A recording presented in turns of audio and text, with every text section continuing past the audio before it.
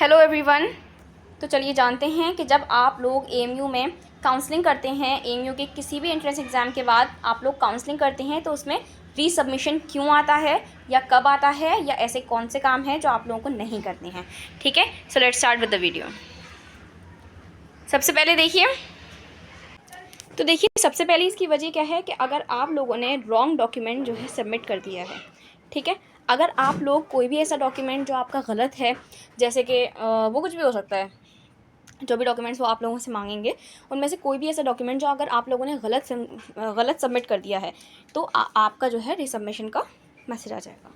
ठीक है, फिर उसके बाद दूसरी वजह ये है कि आप लोगों का जो रिज़ल्ट है, ठीक है, अगर रिज़ल्ट में मार्क्स ठीक हैं तो ठीक है, लेकिन अगर आप लोग फेल हैं या मार्क्स जो है वो कम हैं, जितने रिक्वायरमेंट के हिसाब से अगर मार्क्स कम हैं, ठीक है, तो आप लोग फेल भी हो सकते हैं, या मतलब सॉरी मतलब फेल वाले जो बच्चे हैं उनके में रिसबमिशन आएगा। और फिर उसके बाद जो है जिनके लेस मार्क्स हैं, ठीक है, मार्क्स जो है वो कम हैं, तो उन लोगों का रिसबमिशन आएगा। और अगर फेल वाले हैं तो फिर उन लोगों का पहले रिसबमिशन आता है और फिर उसके बाद जो है उन लोगों को मतलब हटा दिया जाता है, उन लोगों का फॉर्म कैंसिल ही कर दिया जाता है ना। और मार्क्स अगर कम है तो भी जो है कैंसिल कर दिया जाता है फॉर्म। ठीक है, और फिर उसके बाद तीसरी वजह क्या होती है? तीसरी वजह ये है कि अगर आप लोगों ने अपने डॉक्यूमेंट में कोई भी चीज़ जो है इनकरेक्टली फिल कर दी, कोई भी इनकरेक्टली फिल्ड है, जैसे कि आप लोगों का जो आधार कार्ड, जो आप लोगों का जो आधार कार्ड में जो आपका नेम है ना, वो जो है आपके मार्कशीट के नेम से जो है मैच नहीं करता, है ना, तो ये एक मसले वाली बात है। अगर ऐसा है, आपके पापा का नाम मैच नहीं करता या आपकी डेट ऑफ बर्थ मैच नहीं करती, है ना, तो भी जो है क्या आ जाएगा, रिसबमिशन आ जाएगा। ठीक है, फिर उसके बाद इसकी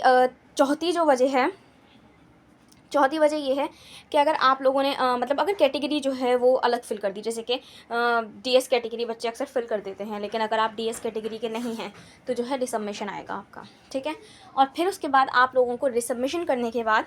एक डेट आएगी, मतलब एक डेट ऐसी आएगी जिसमें जो है वेरीफाइड का मैसेज आएगा। अगर आपका रिसबमिशन जो है वो वेरीफाई हो चुका होगा तब वो मैसेज आएगा। ठीक है, तो इसकी जो है 4 वजह हैं। सबसे पहला क्या है कि रॉन्ग डॉक्यूमेंट अगर फिल कर दिया है तो, ठीक है, रॉन्ग डॉक्यूमेंट अगर फिल कर दिया तो, ठीक है। दूसरी वजह क्या है कि अगर आप लोगों ने का रिज़ल्ट जो है वो फेल है ना, रिज़ल्ट के मार्क्स जो है वो ठीक नहीं हैं, writing is so bad, okay. और तीसरी वजह क्या है कि इनकरेक्टली फिल्ड हो गया है कुछ, ठीक है, कोई भी चीज़ इनकरेक्ट हो गई है ना। और चौथी वजह क्या है कि अगर डीएस कैटेगरी भी फिल कर दी या कोई भी कैटेगरी अगर आप लोगों ने फिल कर दी लेकिन आप लोग उस कैटेगरी के नहीं हैं तो रिसबमिशन आ जाएगा और फिर आप लोगों को रिसबमिट करना होगा। और ध्यान रखिए कि मतलब ऐसी कोई गलती ना हो कि अगर आके रॉन्ग डॉक्यूमेंट फिल कर दिया, कि गलत चीज़ें फिल कर दी, पेरेंट का नेम, अपना name, date of birth, mother name, ये सब चीज़ें अगर आप लोगों ने रॉन्ग फिल नहीं करनी है, इसका मतलब है ना, ताकि रिसबमिशन ना आए। Okay, so hope you all are understood, and if you want more related videos like these AMU updates, और अगर आप लोगों को जानना है कि इसका पूरा प्रोसीजर कैसा है कि कौन सी डेट कब आएगी, सो मैंने एक और वीडियो बनाई है, वो आप लोग देख सकते हैं, जिसकी लिंक जो है वो मैं डिस्क्रिप्शन में प्रोवाइड कर दूँगी। Thank you very much.